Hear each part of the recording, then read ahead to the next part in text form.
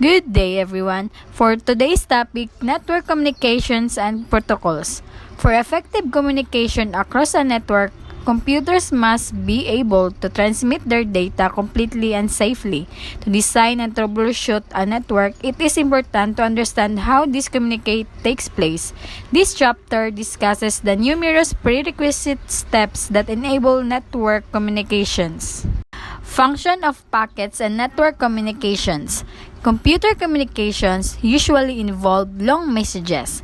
Because networks don't do a good job of handling large chunks of data, they reformat the data into smaller, more manageable pieces called packets or frames. In many cases, the terms packet and frame can be used interchangeably. In different types of networks, however, the terms have slightly different meanings. For this discussion, the term packets suffice. Networks split data into small pieces of two reasons. First, large unit of data sent across a network hamper effective communications by saturating that network. If a sender and receiver use all the available bandwidth, other computers cannot communicate. This frustrates users. Second, network can be unreliable. If errors occur during transmission of a large amount of data, all the data must be resent. If the same data is split into numerous packets, only those packets in which errors occur need to be resent. Packets are therefore more reliable and make error recovery easier. With data split into packets, individual communications are faster and more efficient, which allow more computers to use the network. Packet structure. All packets have three basic parts: header, data, and trailer. Packet header usually contains the source and destination addresses of the packet, an alert signal to indicate data transmission, and clocking information to synchronize the transmission. Next is data. Data section of a packet consists of the actual data being sent. The size of the section can vary from less than 50 bytes of 16 kilobytes. Depending on the network type, the data section is also known as payload. And the last is packet trailer. Packet trailer contains information to verify the validity of the packet's contents. This usually involves a cyclical redundancy check or CRC value. As mentioned in Chapter 5, the CRC value is a number associated with the packet that the sending computer first calculates and adds to the trailer. When the receiving computer gets the packet, it recalculates the CRC independently and compares the calculated value to the CRC value embedded in the trailer. Packet creation. In Chapter 5 covered the OSI model, a theoretical structure that helps define how data is transmitted across a network. As data moves through the OSI model, first down through the sender's layers and then up through the receiver's layers. Each layer adds or removes its header or trailer information. For example, informations added at the session layer on the sending computer is read in the session layer on the receiving computer. When an outgoing data stream enters the OSI model, it is a complete message.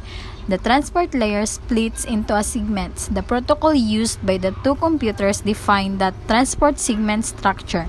As the transport layer splits the data into segments, it includes sequence information that allows the transport layer on the receiving computer to put those segments back together in the right order. When the segment reaches the network layer adds its own header information and the data is called a packet. At the data link layer, a header and a trailer is added and the packet becomes a frame. When the data reaches the physical layer, it includes information from all 6 of the other layers. In some cases, special packets called broadcast packets are created for all computers on a network. In this case, the destination address of the packet allows every computer to read and act on the packet. Likewise, special packets called multicast packets are created for any computers on a network that listen to a shared network address. This approach works particularly well with the traditional broadcast applications on a network, such as video or audio broadcast, where a single sender emits data stream that may be interest to multiple receivers. Here again, a special kind of network address allows any receiver interested in listening to the broadcast to read such multicast data streams. Protocols. Protocols are the rules and procedures for communicating. When people travel to other countries, they must be familiar with the proper way to meet, greet, and communicate with the locals. This need to adapt applies to computers as well. For two computers to communicate, they must speak the same language and agree on the rules of communication. Function of protocols. Computers use many protocols today, although every protocol provides basic communications. Each one has a different purpose and function. As protocols serve their function in the OSI model, they may work at one or many layers. The higher the layer at which a protocol operates in the OSI model, the more sophisticated that protocol is. When a set of protocols works cooperatively, it's called a protocol stack or protocol suite. The most common protocol stack is TCP or IP, the Internet Protocol Suite. Another protocol suite, IPX or SPX, used in older version of novel netware, is slowly disappearing as companies upgrade to newer version of netware. Within any protocol stack, the different levels map or correspond to their function in the OSI model. Together, such related collections of protocols constitute a complete communications method. Protocols in a layered architecture. Most protocols can be explained or positioned in terms of the OSI model's layers, even though they may not map exactly onto the model layer for layer. As mentioned earlier, a protocol suite or stack is a combination of protocols that work cooperatively to accomplish network communications. Because each protocol performs a specific function and has its own rules, a protocol stack often has a different protocol for each layer. We can see in a figure the functions of each layer of the OSI model. The figure shows how the tasks required for network communication combine to form three major protocol types: application, transport, and network. Network protocols. Network protocols provide addressing and routing information, error checking, retransmission requests, and rules of communicating in some particular networking environment. The services provided by network protocols are called link services. These are the popular network protocols. First is Internet Protocol version 4, the TCP or IP network protocol, which provides addressing and routing information. Frequently, this protocol is simply referred to as IP, but as you will see, a new version of IP is beginning to take hold. It is called IPv6 and is noted later in the list. Next is Internetwork Packet Exchange or IPX and NW-Link or Novel IPX ODI protocol, Novels protocol, and the Microsoft implementation of Novels protocol, respectively, for packet routing and forwarding. Windows 95 and Windows 98 identify this protocol explicitly as a novel protocol, while Windows XP and Windows 2000 to 2003 server include W-Link as all or part the same protocol's name. The next is NetBEO, a network protocol developed by IBM and Microsoft especially to provide transport services for network basic input or output system or NetBEOs. Note that NetBEO does not actually provide the network layer addressing and routing information, but works primarily at the transport and data link layers of the OSI model. The last is Internet Protocol version 6 or IPv6, a new version of the ubiquitous Internet Protocol that is being implemented on many new networking devices and operating systems. This new version addresses some of the weaknesses of the original IP. Transport protocols. Transport protocols handle data delivery between computers. Recall that connection-oriented transport protocols ensure reliable delivery. whereas connectionless transport protocols provide only best effort delivery. Some of the most widely used transport protocols are Transmission Control Protocol or TCP. The TCP or IP protocol responsible for reliable delivery of data. Second is Sequence Packet Exchange or SPX and NW-Link. The Microsoft implementation of SPX, novel connection-oriented protocol used to guarantee data delivery. Last is NetBIOS or NetBEO. NetBIOS establishes and manages communications between computers. NetBEO provides data transport services for such communications. BIOS also runs over TCP or IP and IPX or SPX, so using NetBIOS does not require also using NetBEO. Application protocols operate at the upper layers of the OSI model and provide application-to-application services. Some of the more prevalent application protocols include Simple Mail Transport Protocol or SMTP, a member of the TCP or IP protocol suite responsible of transferring email. Second is File Transfer Protocol or FTP, another member of the TCP or IP protocol suite used to provide file transfer services. And the third is Simple Network Management Protocol or SNMP, TCP or IP protocol used to manage and monitor network devices. Next is Network Core Protocol or NCP, novel client shells and redirectors. And the last one is AppleTalk File Protocol or AFP, Apple's Remote File Management Protocol. Common protocol suites because most protocols contain a combination of components to make communications work properly. These components are usually bundled as a protocol suite.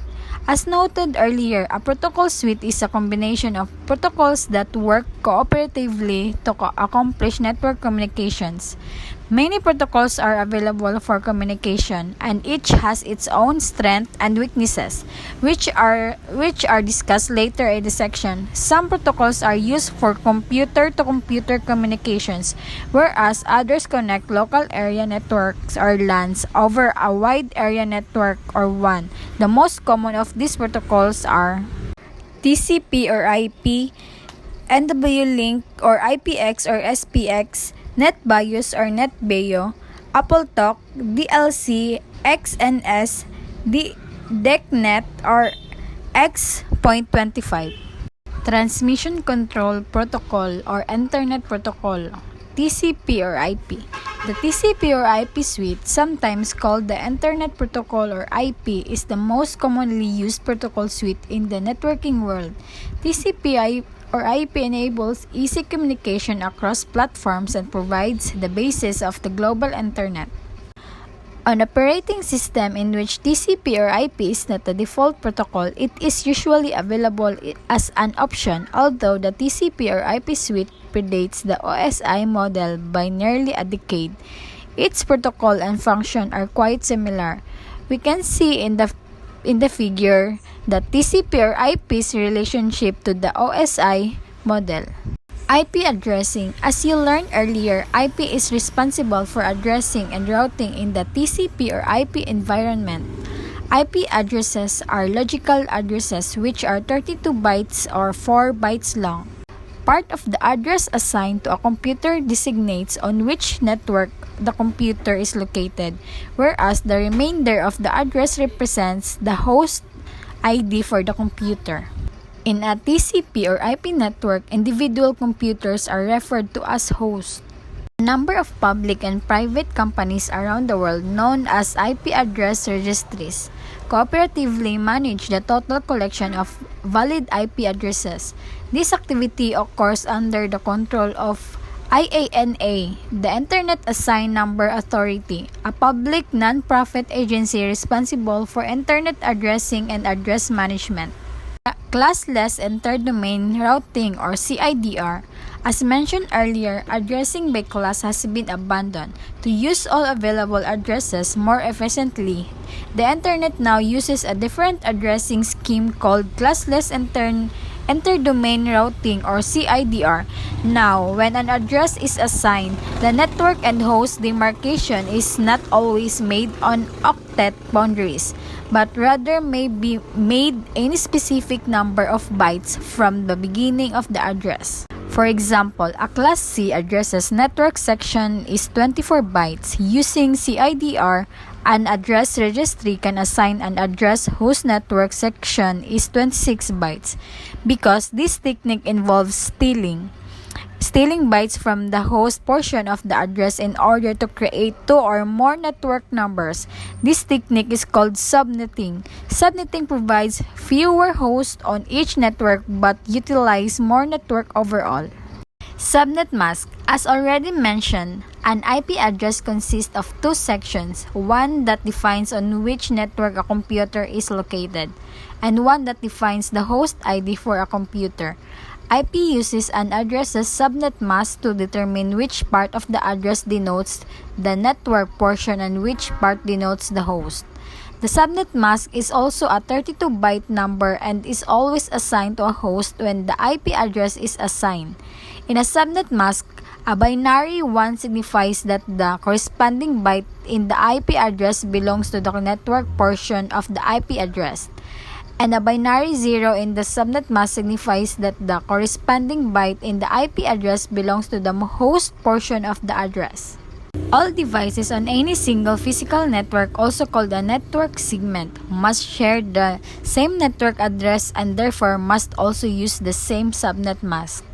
Network address translation or NAT helps considerably more by allowing the private IP addresses to be used by an organization while being connected to the internet. Using NAT, an organization can, for example, assign all its workstation addresses in the private network. Assume that the organization has 1,000 workstations. Although these addresses cannot be used on the internet, the NAT process translates the workstation address as it leaves the corporate network to some valid internet address. When data returns to the workstation, the address is translated back to the original address. NAT is usually done by a network device that connects the organization to the internet, such as a router. Dynamic Host Configuration Protocol or DHCP. Some drawbacks to using TCP or IP in a large network include the detailed configuration of all devices, keeping track of assigned addresses and to which machine they were assigned, and so forth. To make this process easier, the Dynamic Host Configuration Protocol was developed. To utilize DHCP, a server must be configured with a block of available IP addresses and their subnet mask. Then, to receive its address from the server, each computer must be configured to request its address configuration. A computer requests the IP address information from the DHCP server in the form of a broadcast message each time the operating system boots with the TCP or IP protocol it started. One major benefit of using DHCP is the ease with which computers can be moved. When a computer is moved to a new network segment and turned on, it requests its configuration from a DHCP server on the segment. Of course, this type of address assignment does not work for systems that require a static address such as a web servers. Internet Protocol version 6 or IP version 6 is the network community's answer to resolving some of the problems inherent in the aging IP version 4 protocol. These problems include a somewhat limiting 32-byte address space, lack of built-in security, a sometimes complicated setup, and a lack of built-in quality of service. An IP version 6 address is 128 bytes in length compared to the 32 bytes in an IP version 4 address. This increased the number of possible addresses from the 4 billion in IP version 4 to 3.4. Internet Protocol version 6 incorporates the IP security protocol that must be added to an existing IP version 4 network. IP security provides authentication and encryption. Authentication ensures that the sender and receiver of data packets are known to each other and have permission to send and receive data. Encryption makes the underlying data in the packets unreadable except to the computer involved in the transmission. NetBIOS and NetBIO. In the early 1980s, IBM hired a third-party company named Cytec to build a simple, basic set of networking programming interfaces. The result became NetBIOS. These interfaces persist much longer than anyone expected and remains in broad use today. Its initial deployment occurred in a basic networking product that IBM called PCNet and that Microsoft later remarked as MSNet. By the mid-1980s, Microsoft, 3Com, and IBM together developed a protocol suite for use with OS/2 and LAN Manager. Using NetBIOS to provide application layer capabilities, this consortium developed a lower layer protocol known as NetBIO that spanned layers 2, 3, and 4 of the OSI model. NetBIOS is still going strong today, and Microsoft still supports NetBIO across its Windows product family.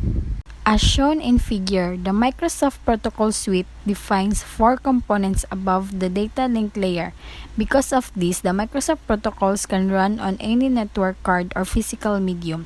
The director interprets requests from the computer and determines whether requests are local or remote. The redirector passes a local request to the local operating system and passes a request for the remote network service to the protocol below. In this case, the server message block or SMB. The SMB passes information between network computers. The redirector is responsible for repacking SMB requests for transmission to other devices for processing. NetBIOS, as mentioned earlier, operates at the session layer to provide peer-to-peer network application support. A unique 15-character name identifies each computer in a NetBIOS network. A NetBIOS broadcast advertises a computer's name. Periodically, a computer broadcasts its NetBIOS name so other computers can communicate with it. NetBIOS is a connection-oriented protocol responsible for establishing, maintaining, and terminating network connection. Also, NetBIOS can use connectionless communication if necessary. NetBIO is a smaller, fast, non-routable transport and data link layer protocol designed for use with NetBIOS on small networks. NetBIO 3.0 is the Microsoft improvement on IBM's version of NetBIO and therefore works only on Microsoft networks. All members of the Windows product family include it, from Windows 4 workgroups through Windows Server 2003. Its low overhead makes NetBIO ideal for DOS-based computers that require network connectivity. Server Message Block or SMB operates at the presentation layer. Microsoft networks used for communication between the redirector and the server software. For example, when a client computer requests a file list from the file server, SMB is also used if a client requires a connection to a Microsoft LAN Manager server. IPX or SPX is the original protocol suite developed for use with Novell's NetWare networking operating system software. Novell continues to support this protocol suite even in its latest version of NetWare, but does so primarily for backward compatibility with older network implementations. Currently, as is also the case of Microsoft products, TCP or IP is the protocol suite of choice for networking even with NetWare. NWLink is the Microsoft implementation of the IPX or SPX protocol suite used by Novell's NetWare and Intranetware. Figure shows the protocols that compose the NWLink suite and their corresponding layers in the OSI model. In Windows 98, Microsoft changes in terminology rather than calling the IPX or SPX protocols NWLink. They are called Novell IPX or ODI protocol. AppleTalk. Although the AppleTalk standard defines the physical transport in Apple Macintosh networks, it also established a suite of protocols those computers use to communicate. Apple created Apple Phase 2 to allow connectivity outside the Macintosh world. Rather than define networks, AppleTalk divides computer into zones, implementing and removing protocols. In most operating systems, adding or removing protocols is relatively easy. For example, in Windows 2000 to 2003, XP Professional and server machines, and in most versions of Unix, TCP or IP automatically loads when the operating system is installed. While it may be tempting to install several protocols on a machine to ensure interoperability with any and all operating system, adding unnecessary protocols can be detrimental effect on network performance. Furthermore, when multiple protocols are installed, the operating system must be carefully configured to properly prioritize the use of each protocol. This priority is referred to as a protocol binding order. Typically, the most frequently used protocol should be the first in the binding order. Function of access methods. When multiple computers are attached to a network, the way those computers share the cable must be defined. When computers have data to send, they transmit data across the network. However, when two computers send data at the same time, a data collision can occur, destroying both messages. As discussed earlier in the chapter, splitting the data into smaller chunks is one way to ensure that the data reaches its destination, but often this is not enough. These channel access methods provide additional assurance that the data reaches its destination by preventing two or more computers from sending messages that might collide on the cable, allowing only one computer at a time to send data, or preventing collisions in some other way, gives the data a much higher chance to reaching its destination intact. As with all other network communication parameters, every computer on a network must use the same access method. If not, the data is not received, and depending on the method used, all network communications might be interrupted. Major access methods. Channel access is handled at the Media Access Control or MAC sublayer of the data link layer in the OSI model. There are 5 major types of channel access. First is contention, second switching, third token passing, fourth demand priority, fifth polling. Contention. In early networks based on contention, computers sent data whenever they had data to send. This might work well in a small environment where computers send little data along the cable. But as more computers send data, outgoing messages collide more frequently, must be resent, and collide again. The network becomes a useless jumble of electronic signals. 2 carrier access methods were developed for contention-based networks. First, carrier sense multiple access with collisions detection, or CSMA or CD, is one of the most popular ways to regulate network traffic used by Ethernet. This access method prevents collisions by listening to the channel to see if another computer is sending data. Next is carrier sense multiple access with collisions avoidance, or CSMA or CA, is another channel access method that uses carrier sense multiple access. However, it uses collision avoidance rather than detection to prevent collisions. With CSMA or CA, once the computer senses that no other computer is using the network, it signals its intent to transmit data. Any other computers with data to send must wait when they receive the intent to transmit signal and can send their intent to transmit signals only when they see the channel is free. Switching. When networks interconnect individual nodes through a special device called a switch, the switch itself controls access to the media. Contention occurs on a switch only the 2 or more senders ask to reach the same receiver simultaneously, or when the number of simultaneous transmission requests exceed the switch's ability to handle multiple connections. Except in these special circumstances, contention is not a problem for a network switch because it can interconnect any pair of nodes that want to exchange data on demand. Switching also has many advantages. First, it is fairer than strict contention-based technologies. Switches permit multiple simultaneous conversation. Thus, a computer need not wait to access the media, as is required in contention-based methods. In addition, no single computer can monopolize the network media. Second, switching also supports centralized management and certain computers can receive priority over other computers. They can get preferential access to a channel because of priority settings or because of quality of services guarantees. Access to minimum guaranteed bandwidth for certain time-sensitive network services such as video or audio streams.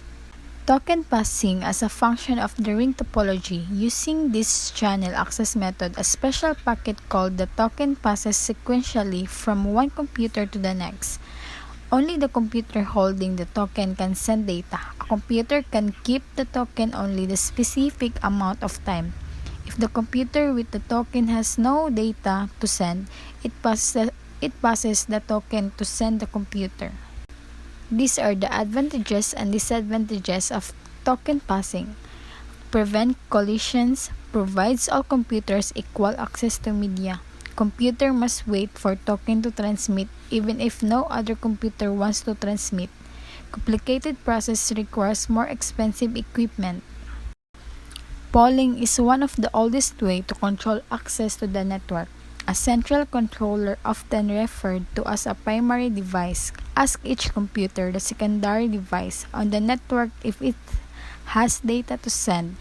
If so, computer may send up to a certain amount of data, then it is the next computer's turn. Polling has many advantages. First, like token passing, it allows all computers equal access to the channel. No single computer monopolizes the media. The central controller allows centralized management, and certain computers, for example, file servers, can receive priority over other computers. They can be polled more often or be allowed to send for or a longer period of time than remaining computers. Choosing an access method. The access method is an integral part of your network. The biggest factor in the choice of access methods is the network topology. A ring topology network generally uses the token passing channel access method. Switching is an exception to the topology constraint because switches support nearly arbitrary node grouping and can manage traffic circulation when necessary. Switches can emulate all the common networking topology. And that's all for this topic about networking communication and protocols.